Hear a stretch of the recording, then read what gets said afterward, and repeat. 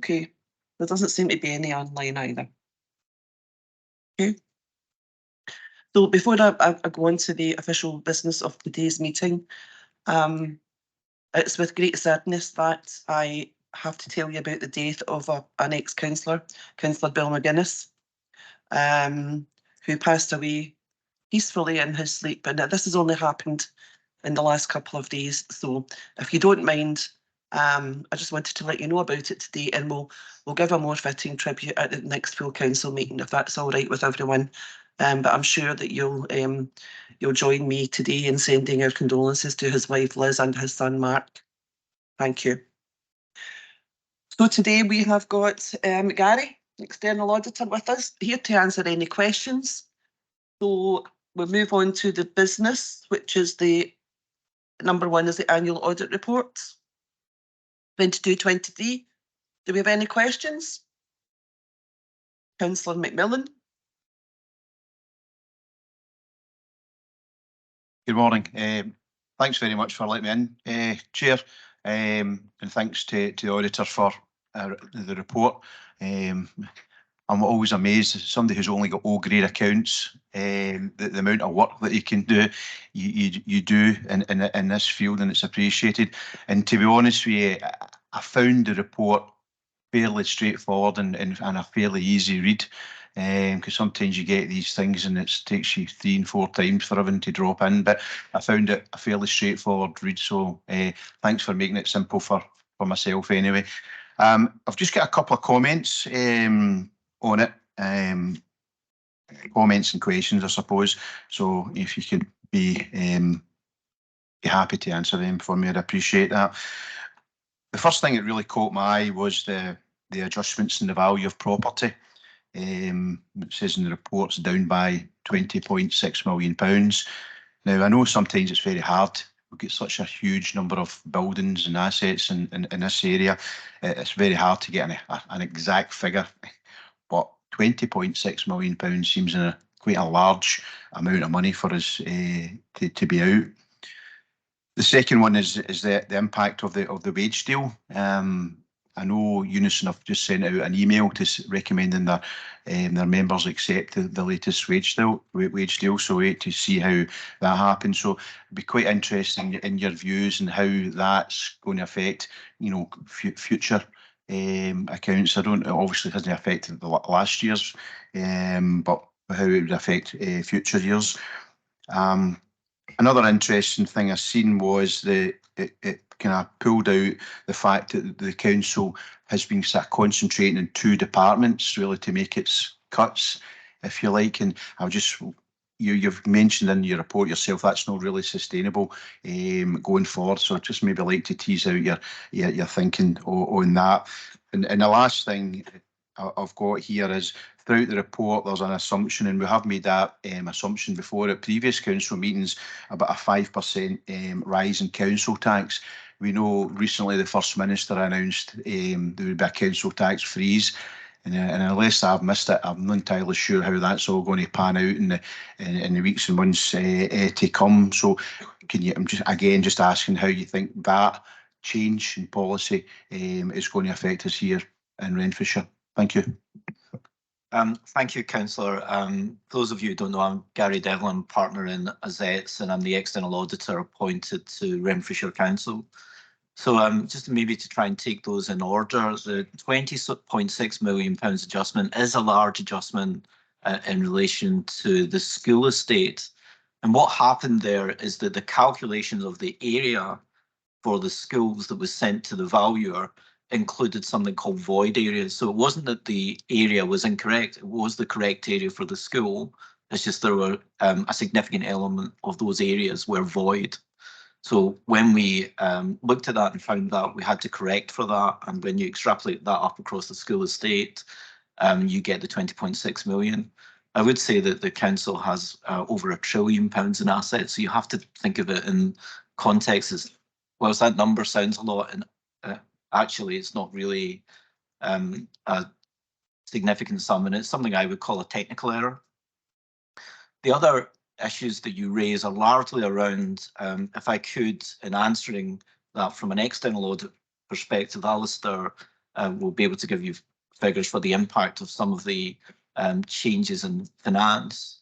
But the concern that auditors are raising, so we have an amber rating in financial sustainability, and the council is estimating a budget gap of between 45 and 50 million. Now, this will change over time. So you just mentioned, for example, decisions being made on council tax. But the key thing from the external audit perspective is that the council has to make difficult decisions on how it's going to bridge that gap. And it has to do it at reasonable pace going forward in order to guarantee a financially sustainable future. And there's a whole mix of challenges in there: wage inflation, general inflation, decisions that you need to make, which have in the past mainly affected or mostly affected two of the council services. We are saying that going forward, the council needs to look at some of its big spending departments, and we didn't think, from what we can see, that the current approach would be a sustainable approach. So we've put that challenge across back to the council, and you can see the council's response within the report, but it's something you can imagine external audit will be monitoring over the coming year. Thank you. Ian, are you satisfied with that response? Okay. Councillor Gillian Graham. Thank you very much, Provost. A couple of wee questions. On page 11 and page 43 relating to Dargavo, it talks about the running costs, so that'll be the staffing, support staff, and that at least £500,000 will be required in terms of prudential borrowing. So first question is that the actual cost of the staffing? I can't imagine it is. Does it include Park Means High School? And in terms of the additional £500,000 prudential borrowing every year, how long would that be for? Because obviously running costs go on forever. If you could maybe answer that, would be helpful. Thank you. So it's actually not prudential borrowing. So there's so what's happening, there are two elements to Dargavo. In order to build the new school and build the secondary school extension together, the estimate could be up to £75 million to do that. The way the council funds that is through external borrowing. In order to finance that borrowing over the lifetime of the assets, there's a whole range of depreciation applied to those assets. So the main infrastructure is amortised, depreciated over 50 years, which means the debt gets amortised over that same period. So that works out about £4 million a year. The servicing cost to pay off the £75 million in debt, it adds in revenue terms the amount you have to pay every year. In addition to that, when the schools are built, you have to operate them, you have to heat them, light them, do all the maintenance costs of them, and that adds a further net figure of 0.5 million. So it costs about, the estimate is that it will cost about £3.7 million to run those schools, but the council also gets grant from Scottish Government for increased pupils, and that's about 3.2 million. So the net impact on your budget is about 0.5. So if you take those two together, it costs an additional amount of £4.5 million per year on the council's budget. So it's not prudential borrowing So thank you very much for explaining that, Guy. So am I right in thinking there's a £500,000 shortfall then? So the way that this is included within the number I've just given of the medium-term financial plan, which is estimating a budget deficit of between 45 and 50 million pounds. So that is included within that number. So if it hadn't have been, if you hadn't have made the decisions on Dargavo School, and the developer had to pay for the cost of building those schools, then you wouldn't be incurring the 4.5 million in additional costs. So it's adding to the deficit burden. And Guy, do you know does that include Park Means? Because I'm so sorry. You need to speak through the chair, please. Oh, beg your pardon. I'm so sorry, Provost. I'm just wondering if that includes Park Means. Thank you, Provost. Alistair, I'd like to bring Alistair in. Thanks, Councillor Graham. Yeah, I suppose just to add to what Gary was saying there, the operating costs, the running costs that are outlined within Gary's reports are in relation to the new Dargavo Primary School only. We haven't done the work yet in relation to Park Means High School and what the additional costs of that would be, but they would be, my assumption would be that they would be, in the scheme of things, less significant, because you're looking at, you're not looking at such a major infrastructure investment. and you're looking at an expansion in the number of pupils for education provision that you are building on rather than starting from scratch in effect. Thank you. But that is work that we will be undertaking over the next little while. Just to clarify one of the points that Gary made, the borrowing costs. Gary's absolutely right that when we look at the construction of a new school, there are a range of different elements within that school that will be depreciated over different periods. Traditionally, the council has taken an approach where we would, I suppose, average that cost. So the loan repayment period we would normally have would be 40 years. Just Gary had mentioned 50 years. 50 years would be the ultimate depreciation period for the main infrastructure within the school. But the borrowing costs associated with that kind of investment would traditionally be amortised over 40 years. So just to clarify that point, Gary. Thank you very much. My apologies, Provost. Do you have any more questions on that before we move forward, Gillian? It's only an observation, Provost, that it's not related to money, but it is in as its report, and that is about on page 44. It's related to that. What came out of the David Bowles report was that officers who've been involved in the calculations for Dargaville had now left the authority.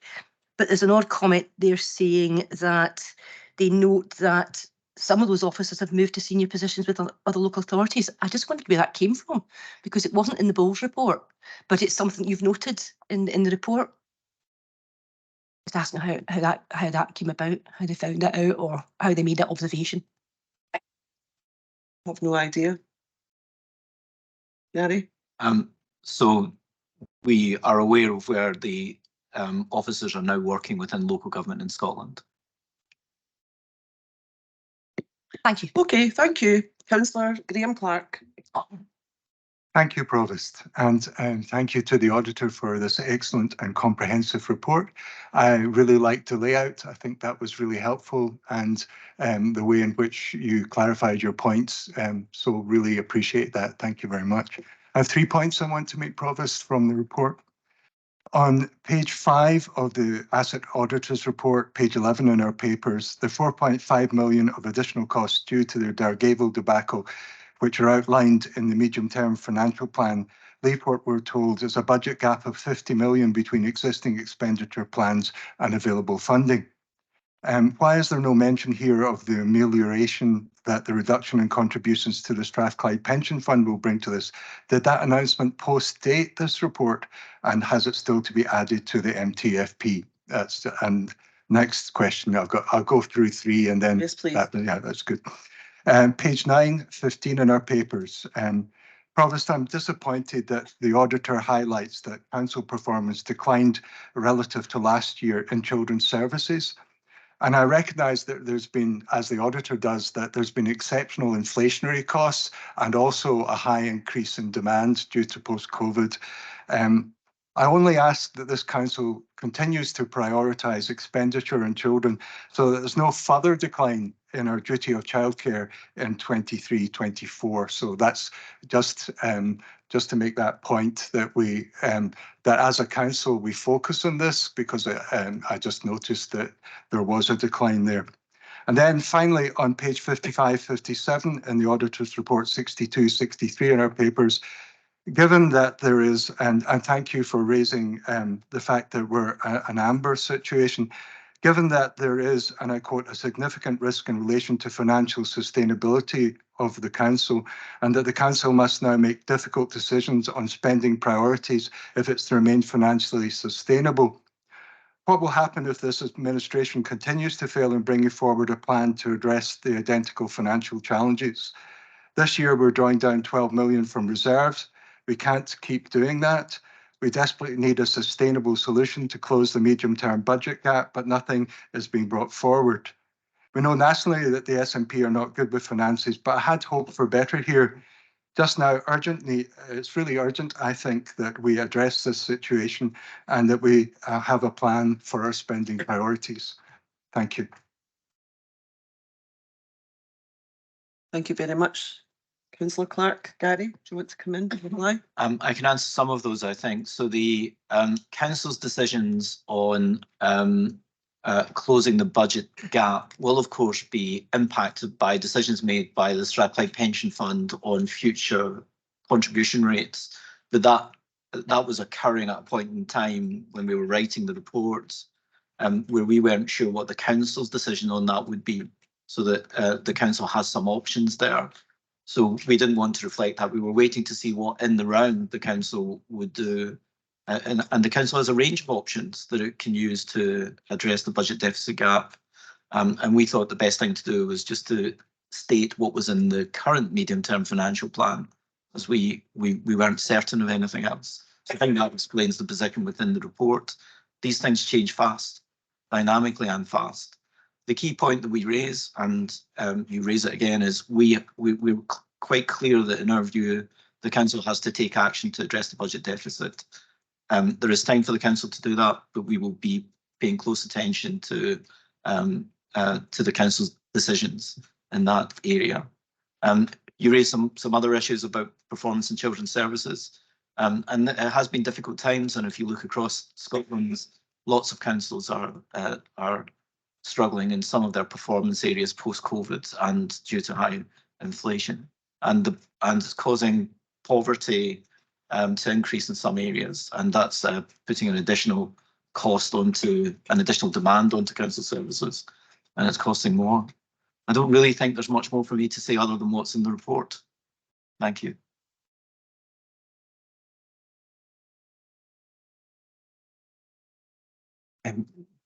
Thanks for those questions, Councillor Clark. Maybe just to add a little bit more to provide some hopefully additional reassurance around the points that you raised. You're absolutely right. The contribution rate for the Strathclyde Pension Fund has been adjusted over the next 3 years, and that will be reflected in the council's medium-term financial plans. As Gary said, there are a number of decisions that the council will need to take, but my recommendation would be that we utilise that benefit to support the council's financial sustainability position over the medium term, and that we don't, we use that kind of diligently and sensibly, that benefit, rather than using it to support any financial pressures. But that will be reflected in a full financial outlook update report to the scheduled council meeting in December. And unfortunately, at that point, I still won't have visibility of what next year's financial grant position will be, because by that point, the Scottish Government budget will not have been announced. So that's obviously a major concern for us, and a major element of the council's overall financial medium-term position and the position for the next financial year. I suppose also just, Gary mentioned things change quickly, and indeed they do. And just as an example of that, we have talked about a benefit of the coming from a reduced employer contribution rate for local government employees. I received notification yesterday about an increase in the employer contribution for teachers starting from next year, and we're still assessing what the financial impact of that will be. So, as Gary says, that's just an example of how things can change very materially and very quickly in terms of the council's financial position. Thank you, Alistair. Councillor Ian Nicholson. Thanks, Provost. It's to pick up on the point that Councillor McMillan raised about the council tax freeze. Obviously, the officer can't reply to that. It's a political decision that's ongoing, so to expect him to do that, I think, is not acceptable. The council tax freeze, as everybody knows, is still an ongoing issue with regards to how the mechanics of that's going to work out. There's still an unknown factor as to how that's going to impact on council's budgets ongoing, but we expect to have clarity on that, obviously, when the Scottish Government announces its budget on the 19th of December. I says, with regards to some of the comments made by some of the other elected members, I will say as well, I also appreciate the format this report's put in. I found it easy to read, easy to understand, and easy to pick out the questions I had to ask of it as well. So I appreciate that, and I think that's across the board here by the sound of it, that we appreciate the report formats have been accessible in a way. If it's accessible to us, it's accessible to the public. That's the main thing about it. Just a quick comment, some of the points made by some other councillors about this council continues to fail. This is actually a very successful council. I know you like to think we're failing, but we don't. We actually successfully produce successful budgets every year in the face of mounting challenges with regards to finances, And you know that as well. And I'm going to keep that quote. You can't keep pulling down reserves. We don't touch with reserves. You're getting confused between that and the flexible resources that we have to use to plug gaps on an ongoing basis as we move throughout the financial year. The other issue I'd like to point up, and I get a wee bit of the political jibe in there as well, but our colleagues on our side keep coming to boards and opposing measures to try and plug the financial gaps, yet it turns up at another meeting saying, how do we plug the gaps? You can't have it both ways. You can't turn up at boards, and if I was to add up how much you are trying to oppose measures to try and plug the financial gap that we find ourselves in, it won't add up. And your budgets every year don't add up to that fact either. It doesn't recognise your activities all through the year, and then you come to budget time and what you've been saying the whole year doesn't appear on your budget. So I think it's recognising this council, every elected member of this chamber has got an obligation, a duty to keep this council on a clear financial footing and to continue to deliver the services that our communities want and require. We can't have this kind of cherry picking a way through and trying to pretend we're not in a difficult place with finances. We have been for a number of years, and that will continue to be the case in the next few years as well. So by all means, play out the politics on it, but you'll be held account with regards with your actions on it throughout the whole year, not just in budget day. As I say, I will remember that quote, we can't keep pulling down reserves, because I'll wait to see if your budget starts looking at pulling out reserves on that point as well. So just bear in mind that fact. We're in the political world, we accept that, but when it comes to actual real decisions that impact on the council and services, we have to get real about it. We have to start acting in accordance to the way that we feel that the council will be kept in a good, positive financial position going forward. It's going to involve a lot of difficult decisions. We know that, but we need to do it until the environment changes for us all. That's all I need to say on that, Provost. Thanks. Thank you, Councillor Nicholson. I'd like to remind members that while it is your right to raise issues about council tax in this chamber, absolutely it is, we will have a further chance to debate this at the next full council meeting, so there's no need for us to do it all today. Councillor Eddie Devine. Thanks, Provost. I think Councillor Nicholson seems to miss the point that the opposition is supposed to oppose what the administration is doing. He did it much the same over the years I've been in the council, and as he says, quite rightly so. Could I ask Alistair if he could give me his observations on page 91 of observation, implication and recommendations? That's on that.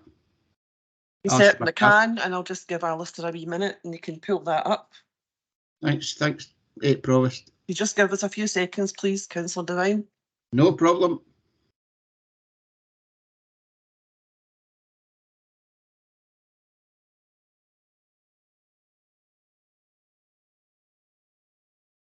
Alistair. Yep.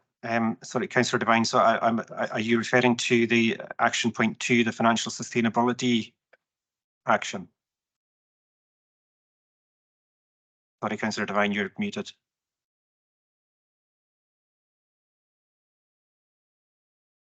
Councillor Devine, you're muted. Yes, that's the bits I'm talking about, Alistair. Okay. Yeah, so what's been outlined here is, I suppose it's reflecting the position that I've reflected in pretty consistently to council in financial reports over the past number of months and potentially even longer than that, where I have highlighted that the council's financial sustainability is an ongoing concern, and that the council will need to make potentially some difficult decisions moving forward because the outlook is fairly challenging, and that there is potentially a risk to the scale and of council services that the council can afford to deliver. I don't think there's anything new within this report, within that particular section, that hasn't already been rehearsed in previous reports from myself to the full council. Eddie?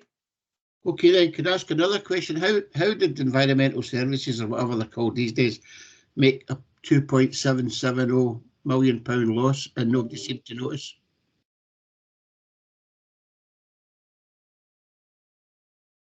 Alistair?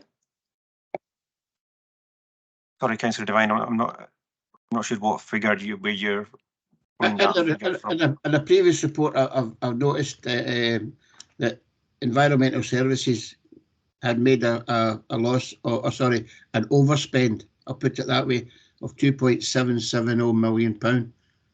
How did that come about, and how was Can you that? tell me, Councillor Devine, can you tell me what report you're referring to? If it's not in the report in front of us today, it would be unfair to ask Alistair to comment on it because he doesn't have it in front of him. Can you Okay, tell but me which report it is? it was a report that came up before, and this is the first time I've had a chance to ask it. But if Alistair, I could speak to Alistair privately about it, if that would suit Provost. I know if it was in a report, it's obviously not private. So, I mean, we all should receive that information. You have, you did, Provost. I'm surprised that people never noticed it. Right, okay. Well, Alistair. Neither did you, obviously. Okay. I did. Alistair. No, I am obviously aware of that. Within environment, housing and infrastructure, there are obviously a range of financial pressures that that service is dealing with and has been dealing with over quite a long period of time.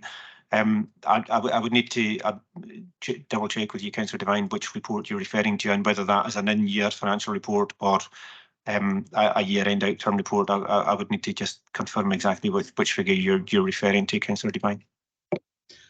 Thanks very much, Alistair. I appreciate that, and I'll speak to you later. I'm going to ask the director to come in just now, Gordon. Thanks, Provost. Thanks, Councillor Devine. I think Councillor Devine's probably referring to the finance reports that go to the Infrastructure Policy Board. For the last financial year, as referred to in the audit reports, there were inflationary pressures coming through, and those were reported to board throughout the year. And this year, the services Councillor Devine's referring to continue to come under inflationary pressures. We're reporting those positions to board in terms of the overspend, and elected members are asking questions around that in terms of how we're trying to manage those pressures as best we can. And obviously they're then reflected back in the overall financial outlooks that Alistair brings to Council for consideration. Okay, well, perhaps you can, talk to Gordon about it, and if it's something that the rest of the members need to know, Gordon, let us all know, please. Okay, I'm going to move on and ask you to agree that report, please. Agree. Item 2, audited annual accounts 22 to 23. Can we agree that report, please? Councillor McMillan? Just a very small point. Later, kind of further on in the report, it talks about councillors' pensions, but some of the councillors mentions that it's no surname, so it doesn't look. It's not a great look just having first names. And a wee joke with Lisa Marie earlier on about it, but it would be appropriate, I think, if we had their full names rather than their first names. Thanks. Two first names in Lisa Marie's case, a double barrel. Okay, let us just check that. I don't know, what page is that? Yeah, sorry, it's I think page 31 of the annual accounts. Right, okay. Yeah, I see what you mean. Councillor McMillan, the name has been truncated because of the column. Yes. So there are one or two names that have been truncated. So we'll get that amended in the version that goes on the website. Okay. Can you just alert members when that's been done, Alistair, please? Yeah. Thank you. Okay, item, can we agree that report? Agree. Item 3, the audit report 2022 to 23 quotes Observatory Trust. Can we agree, please? And item 4, audited financial statements 22 to 23 quotes Observatory Trust. Can we agree the report, please? Thank you very much. Thank you for your attendance today, and thank you to Gary for coming along and answering your questions. Thank you, Gary. I hope you have a lovely day. Thanks, Provost. Thanks, Provost.